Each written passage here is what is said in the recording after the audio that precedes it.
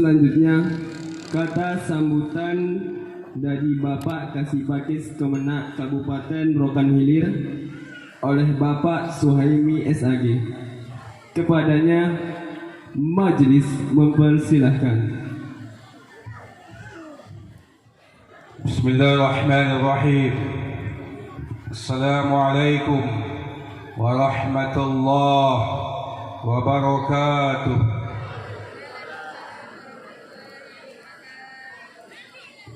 Kalau pernah nampak kerupuk dicelupkan ku air, lo mau langsung. Macam itulah sambutannya. Assalamualaikum warahmatullahi wabarakatuh.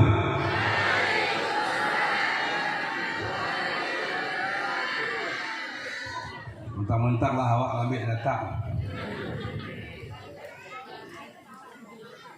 Innal hamdalillah. Bismillah la hawla wa la quwwata illa billahil aliyyil azim. Asyhadu an la ilaha illallah wahdahu la syarika lah. Wa asyhadu anna Muhammadan abduhu wa rasuluh. Raditu billahi rabba wa bil islam dina wa bi Muhammadin nabiyya wa rasula. Yang saya hormati guru saya, pimpinan pondok pesantren Al-Muhsinin, Bapak Terhandus Haji Amiruddin, pimpinan pondok pesantren Hidayatul Hidayah, Bapak Kepala Kantor Urusan Agama Kecamatan Rimba Melintang, para ustaz, santriwan santriwati yang kami hormati dan kami banggakan, tokoh masyarakat, alim ulama jadi pandai, para wali santri yang tidak bisa saya sebutkan satu persatu yang saya hormati. Alhamdulillah Rabbil Alamin. Puji syukur hanya milik Allah Subhanahu wa Ta'ala. Allahumma salli ala Sayyidina Muhammad wa ala ali Sayyidina Muhammad. Demikian salawat dan salam yang sentiasa menghiasi lisan kita, lidah kita buat baginda Muhammad sallallahu alaihi wasallam. Pertama sekali saya malu sebetulnya Ustaz Hasan, Pak Kuah datang terlambat, datang silaturahim diundang oleh guru saya, tapi anak kini tetap punya alasan.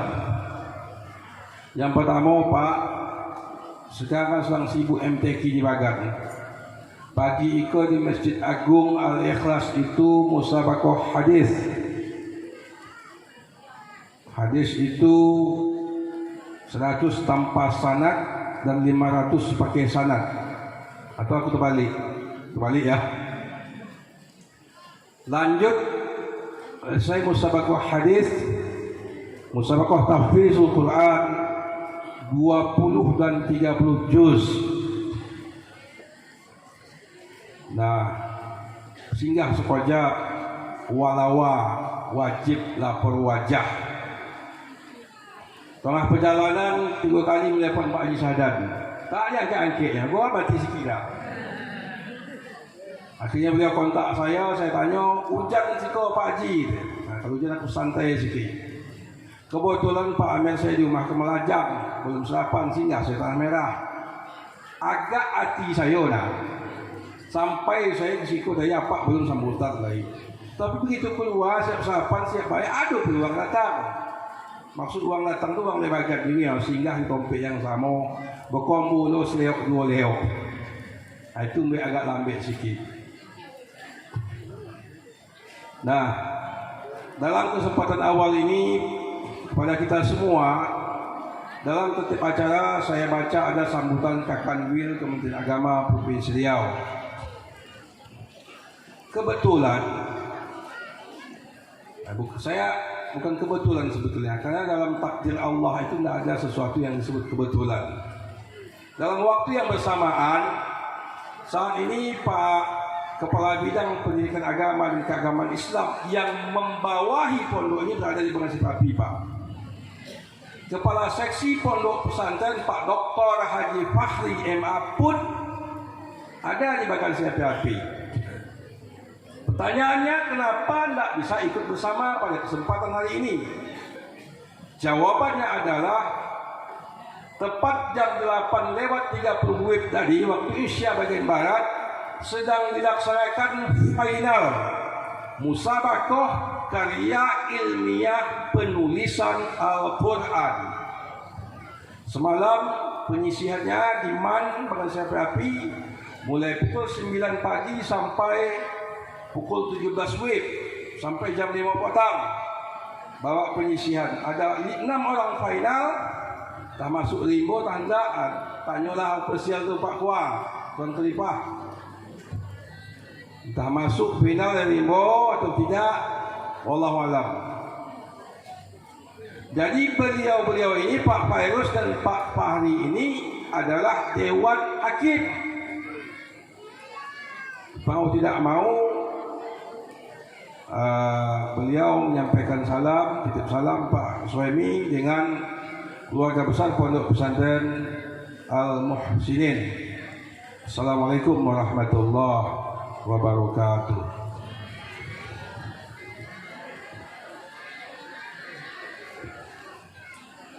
Bapak-bapak, ibu-ibu sekalian yang saya hormati, hari ini kita hadir di Pondok Pesantren Al-Muhsinin dalam helat acara wisuda santri Pondok Pesantren Al-Muhsinin Rimba Melintang angkatan ke-14. Betul? 14 nak? Alhamdulillah. 42. Yang ke-14. Artinya apa? Bahwasanya sudah 14 tahun pondok ini berdiri megah di pinggir jalan. Lintas lagi. Saya, Bapak Ibu sekalian, mohon maaf, ada kebanggaan tersendiri ketika masa pandemi COVID ini, bahwasanya pondok pesantren eksis dalam proses pembelajaran. Betul kan? Nampak jawab betul. Betul? Sementara sekolah-sekolah lainnya, baik madrasah yang sifatnya khalaf dan tidak ada diasramakan, sampai saat ini masih belajar dengan sistem online atau daring. Itu apa? Apa? Dadak kering. Dengan segala bentuk problematikanya dengan sistem daring ini. Nah, kenapa saya katakan demikian, Bapak Ibu sekalian? Anak kandung saya kelas 10 ya kalau aliyah ya. Kelas 10, kelas 1 ya. Kelas 10 di Madrasah Aliyah Negeri 2 Pekanbaru, Man 2 Pekanbaru, sampai detik ini masih daring, online. Pengalaman yang saya lihat, Bapak Ibu sekalian, si anak betul-betul dalam keadaan, kalau dikatakan stres tak mungkin pula dah. Ayahnya Ustaz, ya, galau. Kalau bahasa gaulnya galau. Kenapa tidak? Sang guru hanya memberikan tatap muka lewat apa namanya? Kasih materi, siapkan tugas, dibuka aplikasinya, jam sekian harus selesai. Itu satu guru. Kalau ada 5 atau 6 orang tenaga pengajar, bayangkan. Jangan anak awak menengok pun galau. Belum lagi problem jaringan. Kalau pakai bisa lalu utang-utang sedikit. Belum lagi problem jaringan. Belum lagi pada saat yang bersamaan tugas disiapkan, Tapi apanya belum dibuka? Apa namanya? Tiba risiko lupa lah. Ketulahan dia lambat datang. Belum buat dibuka. Ini juga problem yang dihadapi oleh anak-anak kita di masa pandemi ini. Nah, sekali lagi saya mengucapkan terima kasih kepada seluruh pimpinan pondok dan tenaga pengajar yang sudah melalui proses pembelajaran masa pandemi COVID ini dengan baik, dengan menerapkan semua protokol kesehatan atau prokes, dengan semua pernak-pernik yang dihadapi. Karena dikunjungi oleh tim COVID lah. Belum lagi ada isu-isu yang terpapar lah. Kita mengalami langsung, Pak Amir, waktu awal-awal asrama dibuka, itu kasus di Bagan PHP. Kalau orang tidak tahu mengatakan bahwa COVID itu ada di pondok, padahal tidak. Kronologisnya ketika itu, di salah satu pondok di Bagan PHP, ada anak santri baru datang dari Dumai. Datang dari Dumai, sampai di pondok, dia apa namanya? Yang ya? Rapid test. Ada reaksi 2 garis. Nah, oleh pimpinan pondok di Bagan PHP diantar pulang langsung, diantar pulang ke Dumai. Saya tidak usah sebut tempatnya di mana. Demikian tanggung jawab pondok itu. Sampai di Dumai, di swab, hasilnya positif. Bayangkan, padahal tidak sampai dia hanya 1 malam di Bagan PHP. Lalu keesokan hari 2 hari kemudian diswab lagi, ternyata negatif. Bayangkan betapa hebohnya saat itu Bagan PHP. Pondok, Kementerian Agama mengizinkan sekolah pondok pesantren dibuka kembali. Saya waktu itu sibuk, Pak.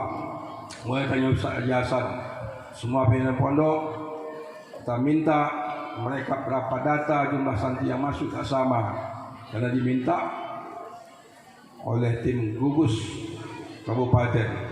Siang malam tu Pak Haji Tengku, luar biasa.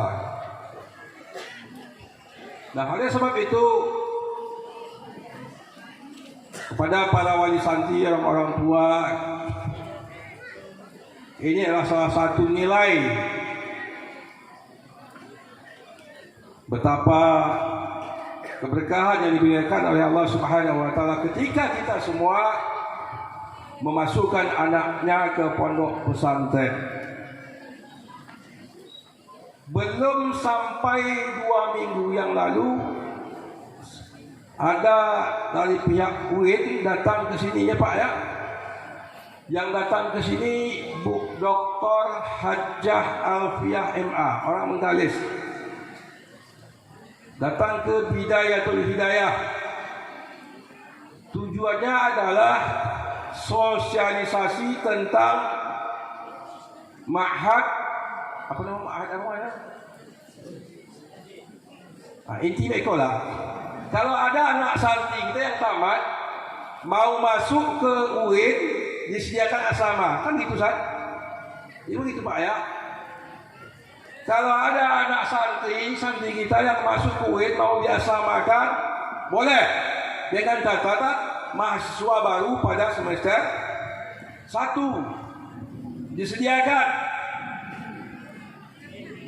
Makanya kemarin Bu Dr. Alfiah itu datang ke Muhsinin dan datang ke Bidayatul Hidayah, datang ke Madrasah Aliyah Negeri 1 Bagan PHP. Kalau ada yang mau masuk Pak Amir, orang tua saya, guru saya, Bak Waina Moya.